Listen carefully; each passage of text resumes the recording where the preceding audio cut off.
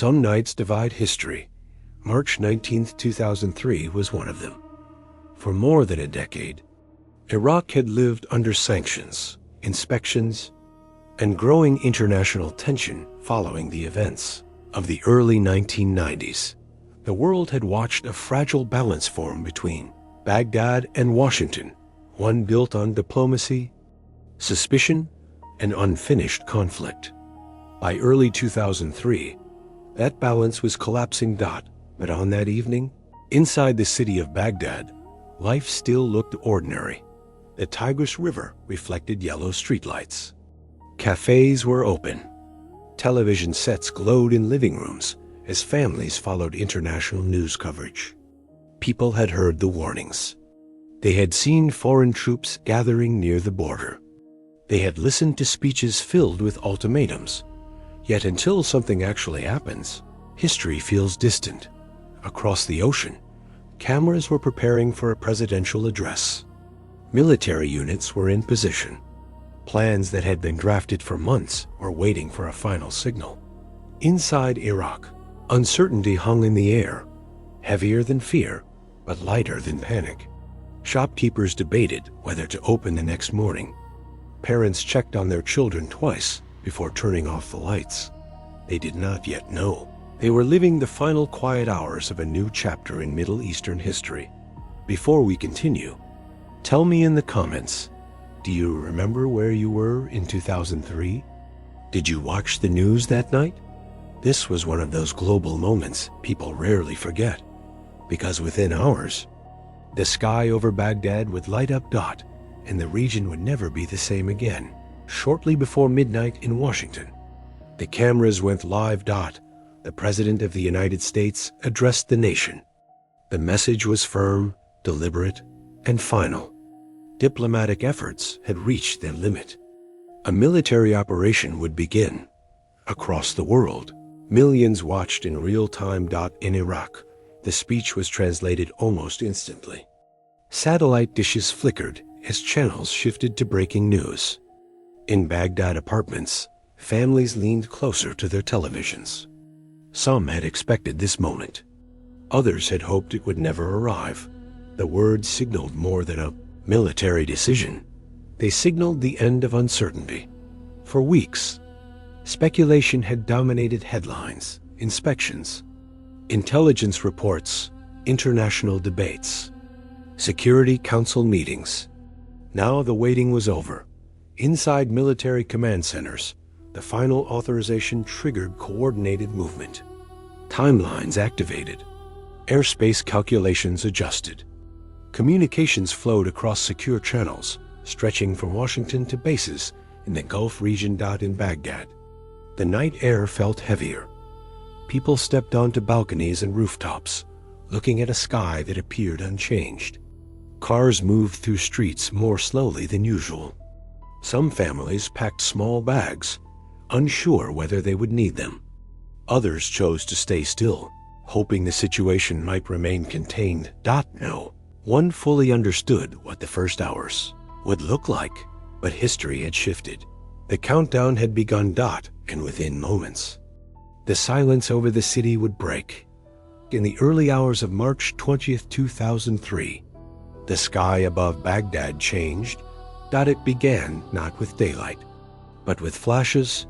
Shortly after dawn local time, the first targeted strikes were launched against specific leadership sites. Military planners had hoped for a rapid decapitation strategy, a focused opening designed to destabilize command structures quickly. For civilians on the ground, however, the strategy was invisible. What they experienced was light and sound, a sharp glow in the distance, a tremor beneath their feet. Windows rattled across neighborhoods. Car alarms activated in empty streets. Dogs began barking in confusion. People who had barely slept through the night sat upright in the dark, unsure whether the sounds were close or far. Television channels shifted to live coverage. Reporters standing on hotel rooftops described what they were seeing in real time. Flashes on the horizon, smoke rising in the distance. The phrase "opening phase" was repeated by anchors. Inside homes, parents gathered children into interior rooms. Some moved away from windows. Others remained frozen, listening. The strikes were calculated, timed, coordinated, but from inside the city, it felt chaotic. The sky that had been calm hours earlier now pulsed intermittently with bursts of light. The sound did not come as one continuous roar. It came in intervals: impact, silence, anticipation. And in those spaces between explosions, something shifted in the psychology of the city.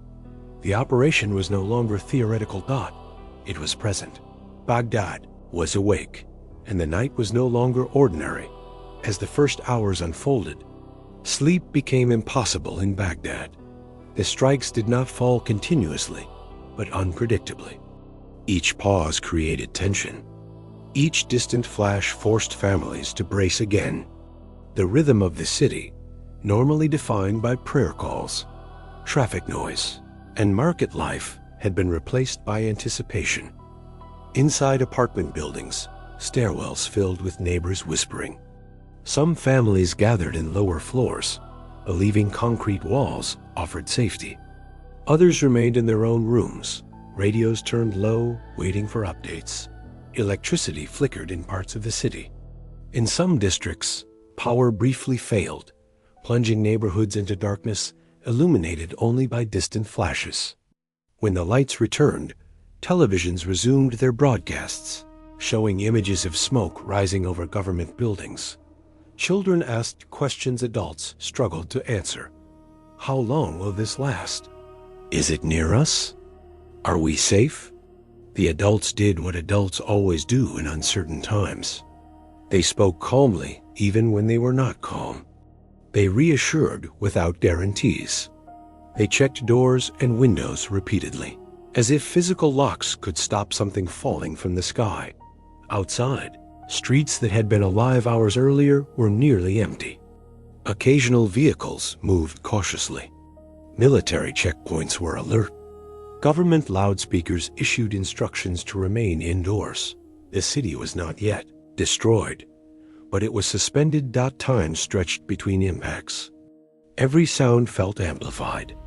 Every silence felt temporary. Baghdad had entered a new reality, and no one knew how long it would last. While Baghdad listened for the next impact, Washington was watching screens. Inside command centers, satellite feeds displayed live imagery. Maps glowed under fluorescent lights. Officers tracked flight paths, coordinates, communication signals. Each movement had been rehearsed, calculated months in advance. The operation had a name. It had phases. It had objectives defined in strategic language.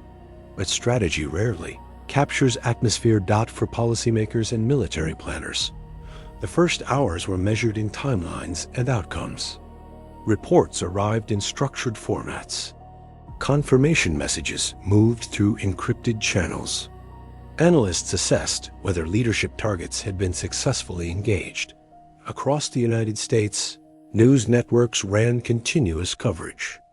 Graphics showed troop movements in the Gulf. Commentators debated speed, risk, and consequences. Some viewers supported the operation, believing it necessary. Others watched with concern, fearing long-term instability. All of it unfolded in air-conditioned studios and quiet suburban living rooms. Thousands of miles away from Baghdad. The distance was geographical. The impact was not. Allies and critics across Europe, the Middle East, and Asia followed developments closely. Diplomatic lines were active. Markets reacted. Governments issued statements. In Washington, the opening phase was described as precise and controlled. In Baghdad, it felt uncertain and immediate. History often splits into two versions: the view from above and the experience on the ground. In March 2003, those two perspectives began moving forward at the same time, and they would shape the next 20 years. As the air campaign began, ground units were already in motion. in the southern desert, near the border with Kuwait. Long columns of armored vehicles advanced slowly across open terrain. The movement had been planned for months. Coordinates memorized. Routes rehearsed in simulations and briefings. Now it was real. For many soldiers, this was their first large-scale deployment. They moved at night, guided by night vision systems that turned the desert green. Engines hummed steadily. Radio communication remained controlled and brief. Orders were clear. Stay en route. Maintain formation. Expect resistance, but even the most prepared training cannot replicate uncertainty. The desert was vast and silent. Sand moved in low waves under artificial light. The horizon looked endless. Somewhere beyond it lay towns, military installations, and unknown reactions. Inside armored vehicles, conversations were short. Some checked equipment repeatedly. Others focused quietly ahead. Letters from home sat folded in pockets. Photos were taped inside helmets. The mission, officially described as a campaign to remove a regime and enforce international resolutions, felt immediate and personal to those moving forward. The first hours were not chaotic at the border. They were tense, measured, anticipatory, every mile crossed meant entering deeper into unfamiliar territory. Every checkpoint passed marked a point of no return. The operation had begun in the sky. Now it was advancing on the ground. And history was no longer confined to television screens. It was rolling forward across the desert. ***. Within days, the scale of the operation expanded dramatically. What military planners called shock and awe was designed to overwhelm, not just physically, but psychologically. The objective was rapid dominance. To project such force that organized, resistance would collapse quickly. For civilians inside Baghdad, the phrase did not matter. What they experienced was the sky erupting in repeated flashes across the horizon. Multiple impact points lit the city in rapid succession. The ground vibrated beneath buildings. Smoke columns rose from strategic sites. Sirens echoed through districts already exhausted by sleepless nights. Television networks around the world broadcast live images of the skyline illuminated by bursts of light. Anchors described the scale as unprecedented. Graphics labeled targets and phases. Analysts debated timelines. Inside the city, people counted seconds between strikes. Some moved deeper into interior rooms. Others gathered in hallways. In hospitals, medical staff prepared for potential casualties. Emergency generators were tested. Supplies were checked again and again. The campaign was precise in its planning, but perception is shaped by proximity. From a rooftop miles away, the operation looked like controlled flashes against a dark skyline. From inside an apartment, it felt unpredictable and overwhelming. The intention was speed. The message was dominance. And the world watched as the skyline of Baghdad flickered night after night, signaling that this was no limited operation. This was the beginning of a transformation, whose full consequences were not yet visible. As the operation intensified, daily life in Baghdad shifted into survival mode. Shops opened only briefly, if at all. Long lines formed outside bakeries whenever flour was available. Fuel stations saw anxious crowds. People carried plastic containers, uncertain how long utilities would remain stable. Rumors spread faster than confirmed information. Water became a concern. Electricity outages grew more frequent in certain districts. When power failed, refrigerators went silent. Air conditioning stopped. Televisions cut out mid-broadcast. In a modern city accustomed to infrastructure, even short disruptions felt destabilizing. Hospitals operated under pressure. Doctors worked extended hours. Medical staff moved quickly through crowded corridors. Communication lines were inconsistent. Families waited outside emergency rooms. scanning faces for news. Schools closed. Government offices reduced activity. Streets that once held constant traffic became irregularly empty, then suddenly crowded as people rushed to secure supplies. Children absorbed the atmosphere in silence. Some treated the flashes in the sky as distant fireworks at first. But as days passed, the tension in adults became unmistakable. Conversations grew quieter. Windows remained covered. Nights were spent listening. In uncertain environments, the mind fills gaps with fear. Every distant sound carried meaning. Every delay in news updates suggested escalation. The absence of clear timelines created a different kind of pressure, one built on not knowing what tomorrow would look like. The city was not collapsing overnight, but it was transforming, and civilians, more than anyone else, were navigating a reality they did not choose, balancing routine with caution. Normalcy with uncertainty. History would record strategic objectives, but inside Baghdad, it was lived hour by hour. By early April 2003, the pace of events accelerated. Coalition forces moved steadily toward Baghdad. Key cities in the south had already shifted control. Government communication became less consistent. Official broadcasts continued, but their tone grew increasingly rigid as the situation on the ground changed. Inside the capital, uncertainty deepened. Military units loyal to the government repositioned throughout the city. Defensive lines were established, but the momentum of the advancing forces was difficult to slow. International news channels began using new language: collapse, transition, regime change.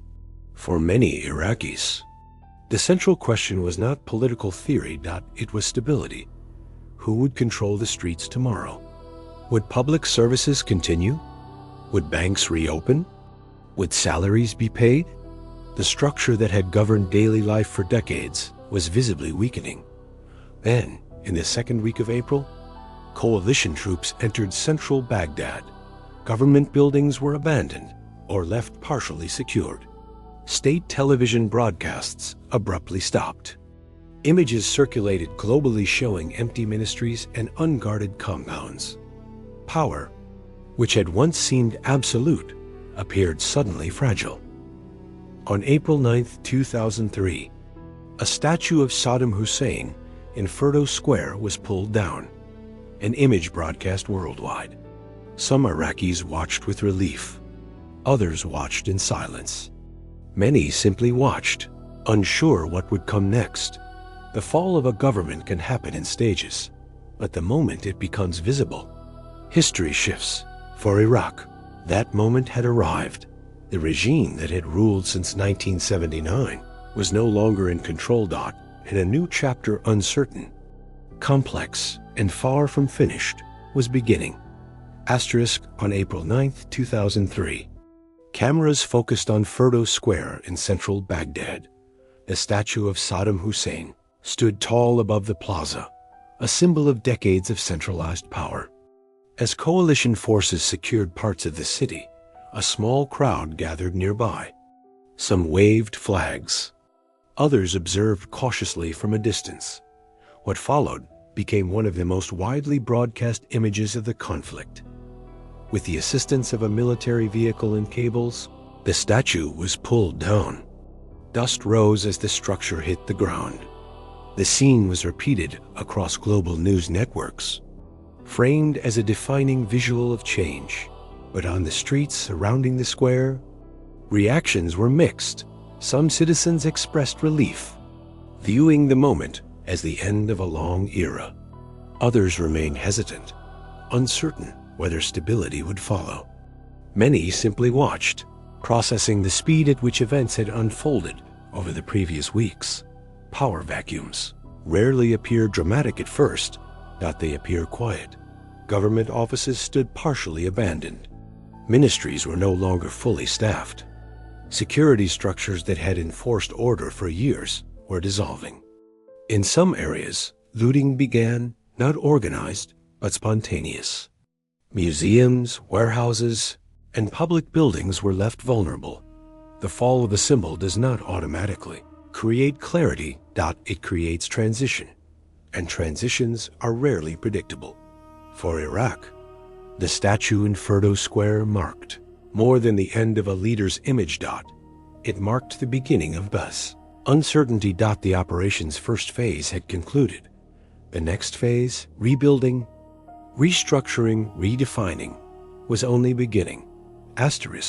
When centralized authority dissolved, the absence was felt immediately. In the days following the fall of Baghdad, the structure that had managed daily order for decades no longer functioned in the same way. Police stations were understaffed. Government ministries were inactive. Records were left behind in offices that had once been tightly controlled. For civilians, the change was disorienting. Some neighborhoods organized informal watch groups to protect property. Families guarded homes overnight. Store owners stood outside their shops, uncertain whether supplies would last or whether new regulations would soon appear. In certain districts, opportunistic looting spread through public buildings. Museums and warehouses were left vulnerable. Infrastructure, already strained, struggled to operate consistently. Electricity outages became common. Water distribution fluctuated. The rapid removal of a government does not automatically replace it with stability. It creates space. And space, in uncertain conditions, can fill with unpredictability. Coalition authorities began establishing temporary administrative structures. Plans for reconstruction were drafted. International organizations assessed damage. Diplomatic discussions shifted toward long-term transition. But inside Iraq, the timeline felt immediate. Citizens were not debating policy frameworks. They were asking practical questions. Who ensures safety tonight? Who pays salaries this month? Who controls the streets tomorrow? The fall of a regime had been decisive. The rebuilding of a nation would prove far more complex. The first phase of the conflict had been swift. The aftermath would unfold over years. The events of 2003 did not remain confined within Iraq's borders. As Baghdad shifted into a new phase of uncertainty, neighboring countries began reassessing their own positions. The Middle East has long been shaped by alliances, rivalries, sectarian balances, and external influence. The removal of a central government in Iraq altered that balance overnight. Regional leaders watched carefully. Power vacuums rarely stay empty. Political groups inside Iraq began reorganizing. Religious leaders gained influence in areas where state authority had receded. Kurdish regions in the north moved toward greater autonomy. Long-suppressed divisions resurfaced in public conversation. For decades, Iraq had acted as a counterweight in regional dynamics. Now, that weight had shifted. International actors increased involvement. Reconstruction contracts were negotiated. Security partnerships were debated. Intelligence agencies recalibrated their assessments of risk and opportunity. Beyond policy circles, ordinary people across the region felt the ripple effect. Oil markets reacted. Diplomatic relationships tightened or strained. Public opinion shifted in different directions depending on geography and ideology. Demonstrations occurred in various capitals, reflecting a range of perspectives about the operation and its consequences. The conflict that began as a defined military campaign was becoming something broader. It was reshaping narratives. It was influencing how the Middle East understood external intervention, sovereignty, and stability. First weeks had been about rapid movement. Months ahead would be about complexity. And the years that followed would show that the redrawing of influence does not end when headlines fade. It evolves. In the months that followed the initial operation, the focus shifted from rapid movement to reconstruction. Coalition authorities worked to establish interim governance structures. Plans were introduced to rebuild institutions, train new security forces, and restore infrastructure. Elections were discussed. Constitutional frameworks were drafted. But rebuilding a nation is more complex than removing a government. Iraq entered a prolonged period of instability. Various armed groups emerged, each with different motivations and loyalties. Sectarian tensions, previously controlled by centralized authority, began surfacing more openly. Incidents of targeted violence increased in certain regions. Daily life became unpredictable. Markets reopened in some districts, only to close again when security conditions deteriorated. Schools operated intermittently. Families relocated from mixed neighborhoods into more homogeneous communities. Checkpoints became common. International forces remained present for years, facing evolving challenges. What had begun as a short, decisive campaign transformed into an extended engagement. Beyond Iraq, the global conversation changed. Debates intensified about intelligence assessments, strategy, long-term planning, and regional consequences. The conflict influenced political discourse in the United States, Europe, and the Middle East for more than a decade. For many Iraqis, the years after 2003 were defined not by a single event, but by uncertainty stretching over time. The opening phase had been measured in days. Aftermath would be measured in years, and the full impact would extend even further. Although major combat operations were declared concluded in 2003, the story did not end there. In the years that followed, Iraq remained a central point of regional and international attention. New security forces were formed. Elections were held. A constitution was approved. Yet stability proved difficult to secure. Insurgent activity expanded in various areas. Sectarian divisions intensified between communities that had long coexisted under centralized control. Explosive attacks, targeted killings, and political tension became recurring realities in several cities. Each development reshaped daily life. International forces gradually reduced their presence, officially ending large-scale combat missions years later. But advisory roles, training operations, and diplomatic engagement continued. The country entered cycles of progress and setback. Then, more than a decade after the initial invasion, another armed movement emerged from instability in the region, further complicating Iraq's path toward stability. Once again, international attention returned. The conflict of 2003 had not simply removed a regime. It had altered internal balances, regional dynamics, and global strategy. For many Iraqis, the distinction between phases blurred. The opening campaign was swift. The aftermath unfolded slowly and unevenly. History sometimes records a beginning and an end, but on the ground, for those living through it, transitions are rarely clean. The events that began in March 2003 continued, shaping Iraq long after the first televised images faded. And in many ways, the consequences are still unfolding. 2 decades later, the images from 2003 still linger. The flashes over Baghdad, the statue falling in Ferdo Square, the armored columns crossing desert terrain. For some, those moments symbolize decisive action. For others, they represent unresolved questions. For Iraq, they mark the beginning of a long and complex chapter that is still unfolding. The Middle East today carries the imprint of that decision. Power structures shifted, alliances adjusted, new political movements emerged. The balance between regional actors evolved in ways few predicted during those first televised hours. The conflict influenced global counterterrorism strategies, military doctrine, intelligence assessments, and diplomatic debates for years. Inside Iraq, the story is layered. There have been elections, reconstruction efforts, economic challenges, and social changes. Generations have grown up with memories shaped not by a single moment, but by an extended period of transition. History rarely offer simple conclusions. What began in March 2003 as a defined military operation became a turning point that reshaped conversations about sovereignty, intervention, and long-term strategy. The first hours were dramatic. The years that followed were complicated. And that is what makes 2003 more than a date. It is a dividing line.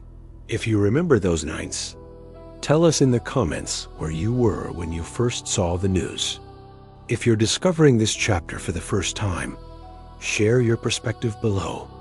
Subscribe for more historical episodes that go beyond headlines and place you inside the moment history changed, because some events do not end. They continue echoing.